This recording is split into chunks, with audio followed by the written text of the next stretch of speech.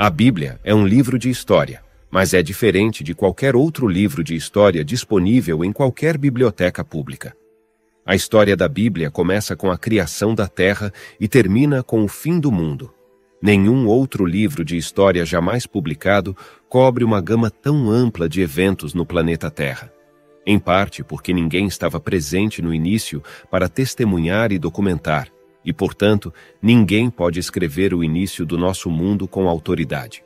Somos as únicas pessoas no mundo que sabem como tudo vai acabar. Isso é único. O Senhor não revelou o futuro a seus seguidores para satisfazer sua curiosidade. Era para prepará-los para o futuro, para que não se surpreendessem quando chegasse e não o interpretassem mal. Seja grato por Jesus ter sido tão direto ao compartilhar o que o futuro nos reserva. As pessoas perguntam: estamos no fim dos tempos?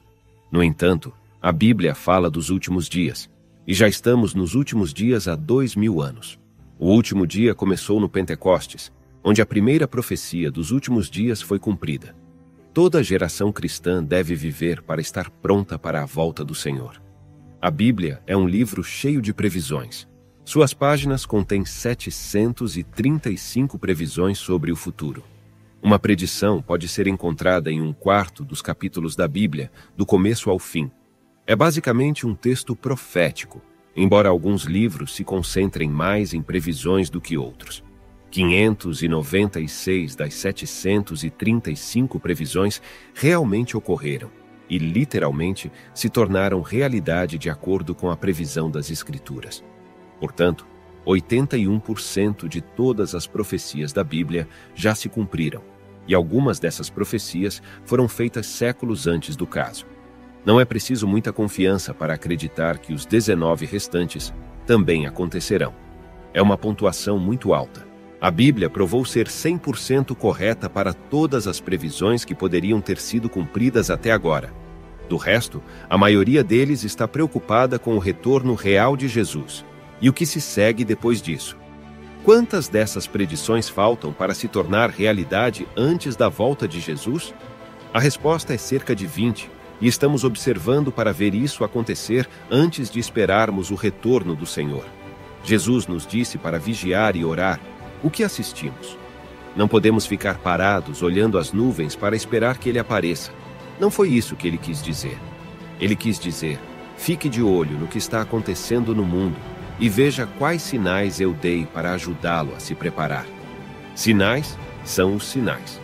Então, vamos ver o capítulo 24 de Mateus, onde os discípulos perguntaram a ele: quais serão os sinais ou sinais de seu retorno? O que faríamos se não soubéssemos quando isso vai acontecer? À pergunta deles, Jesus deu uma resposta direta e inequívoca. Podemos agradecer a Deus por ele ter respondido de maneira tão direta. No livro do Apocalipse, ele dá uma resposta muito mais detalhada e abrangente, mas aqui ele dá um resumo dos sinais que precederão sua chegada. Os discípulos aproximaram-se de Jesus secretamente enquanto ele estava sentado no Monte das Oliveiras.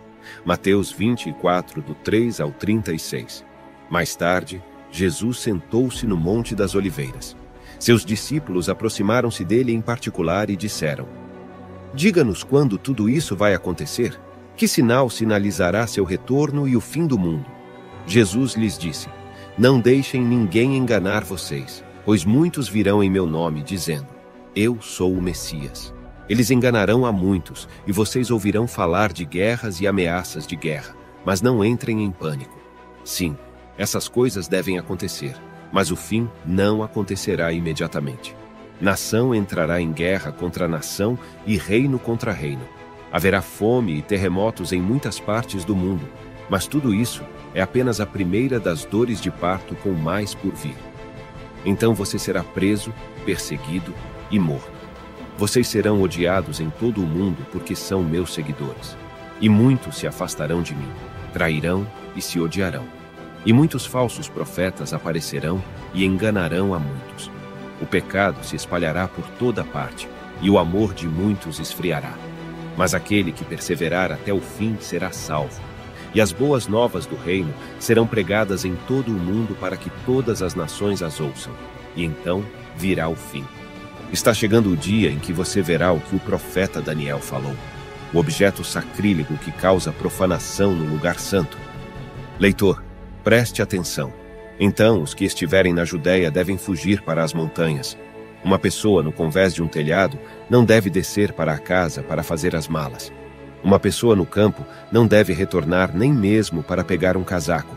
Quão terrível será para as mulheres grávidas e para as mães que amamentam naqueles dias. E ore para que sua fuga não seja no inverno ou no sábado, pois haverá maior angústia do que em qualquer outro momento desde que o mundo começou. E nunca mais será tão bom. Na verdade, a menos que esse tempo de calamidade seja reduzido, nenhuma única pessoa sobreviverá, mas será abreviado por causa dos escolhidos de Deus.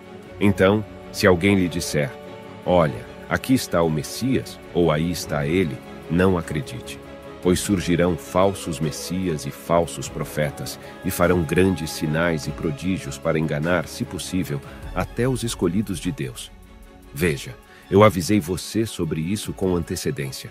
Portanto, se alguém lhe disser, olha, o Messias está no deserto, não se preocupe em procurar. Ou, olhe, ele está escondido aqui, não acredite.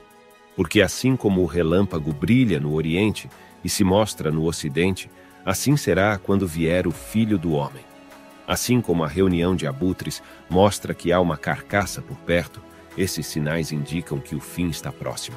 Imediatamente após a angústia daqueles dias, o sol escurecerá, a lua não dará luz, as estrelas cairão do céu e os poderes no céu serão abalados.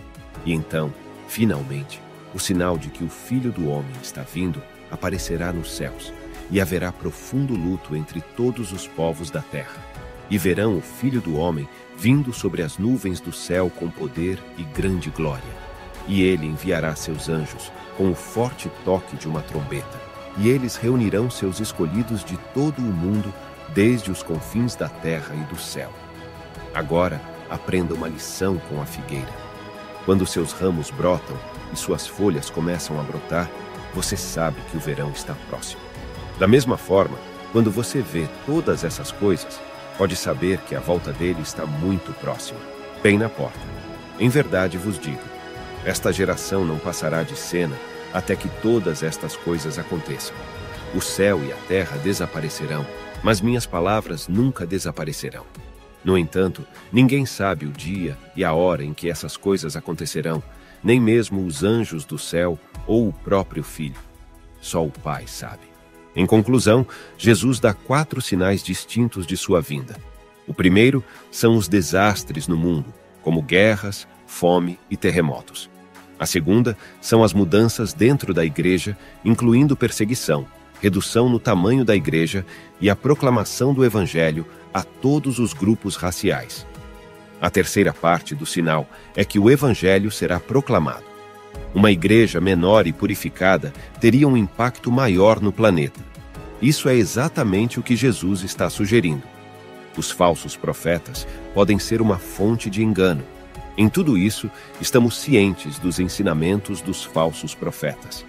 Quando não há paz, eles ensinam a paz em vez de serem uma fonte de desafio. A mensagem deles é de consolo, dizendo, está tudo bem, isso não vai acontecer. O conselho de Jesus é continuar e não ceder a esses falsos profetas. Quem perseverar até o fim será salvo. Quando esse sinal ocorrer, quando todos os aspectos da igreja forem desprezados pelo mundo, esse é o conselho de Jesus a todos os cristãos. Por que deveria ser esse o caso? A resposta é que o trigo e o joio crescem juntos, e quanto mais próximos da maturidade, mais tensão haverá entre eles. Portanto, é natural que os cristãos fiquem sob muita pressão no final. Os cristãos são desajustados sociais, então haveria ódio. O mundo não nos pertence. Nossa cidadania está nos reinos celestiais. Somos únicos, e é por causa de nossa singularidade que o ódio pode surgir.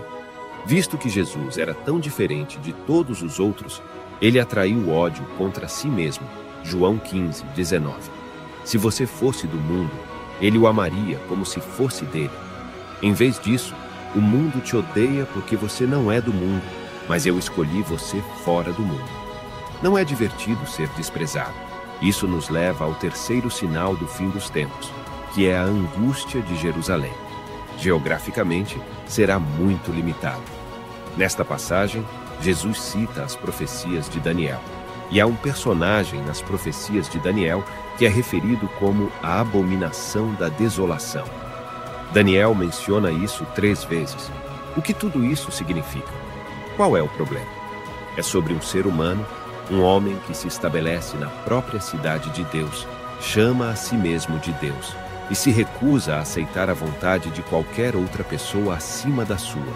Um tirano cuja chegada terá ramificações globais, mas que será centrado em Jerusalém, a cidade de Deus, o lugar santo. Então Jesus diz que o 4º sinal de sua vinda virá imediatamente depois disso. Então saberemos quando ele virá. Estaremos prontos. Quando esse sinal vier, não haverá perigo de falsos profetas ou falsos messias. Não haverá engano. Será muito rápido. O que vai acontecer é que toda a luz natural será desligada. O sol escurecerá, as estrelas cairão. Há muitas previsões sobre isso em toda a Bíblia. Isaías diz: os céus serão enrolados como um tapete. Todas as estrelas do céu serão dissolvidas. Os céus se enrolarão como um pergaminho e todas as suas estrelas cairão como folhas murchas da videira, como folhagem da figueira. A luz natural desaparecerá, deixando apenas a luz artificial para iluminar a terra. O que está acontecendo? O que está acontecendo? As pessoas podem perguntar. É isso, exclamarão os cristãos. O sol, as estrelas e a lua param de brilhar antes que isso aconteça. Deus apaga as luzes do céu para se preparar para o brilho da luz do relâmpago que marcará seu retorno. Então ele vem nas nuvens de volta ao planeta Terra, e nós o encontramos. Não estamos nos reunindo em um estádio terreno porque não há um grande o suficiente para acomodar uma multidão tão grande. Nós o alcançaremos no ar e isso bastará. Não é uma perspectiva fantástica? Quando você vê todas essas coisas, sabe que ele está nos portões, prestes a entrar, diz ele. Então Jesus dá uma declaração muito simples sobre uma figueira, e é aqui que muitos cristãos se desviaram. Ele diz: agora aprenda esta lição com a figueira. Assim que seus galhos ficam tenros e suas folhas brotam, você sabe que o verão está próximo. Jesus está nos dizendo que quando você percebe todos esses eventos acontecendo, você sabe que estamos lá. Ora, aquela analogia da figueira não é uma alegoria. É uma analogia direta das experiências cotidianas, como Jesus frequentemente apresentou em seus ensinamentos. Quando você vê a figueira fazendo isso, você diz: o verão está chegando, e ela virá no mesmo estilo. Quando você percebe esses 4 sinais, sabe que o verão está chegando. Infelizmente, as pessoas o leram como uma alegoria. Para encerrar, nossa pergunta do dia: qual é a música de adoração que ajudou você a se sentir mais próximo de Deus?